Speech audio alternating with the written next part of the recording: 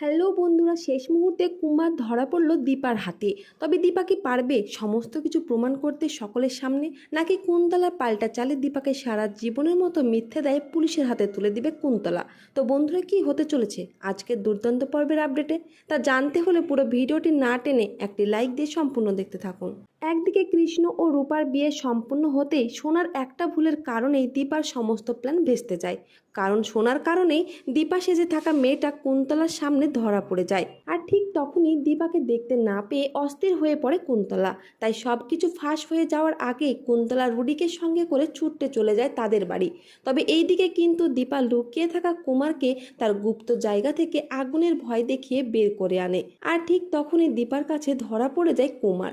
ঠিক সেই মুহূর্তে দীপা রুদ্রমূর্তিতে ধেয়ে যায় কুমারকে শেষ করার জন্য। তবে কুমার তাদেরকে ধাক্কা দিয়ে স্প্রে করে অজ্ঞান করে দেয়। আর ঠিক সেই সুযোগেই কুমার ছুটতে বাড়ি থেকে পালিয়ে যায়। তো বন্ধুরা, ভিডিওটি এই পর্যন্তই। আর পরবর্তী আপডেট সবার আগে পেতে অবশ্যই চ্যানেলটিকে সাবস্ক্রাইব করে রাখবেন।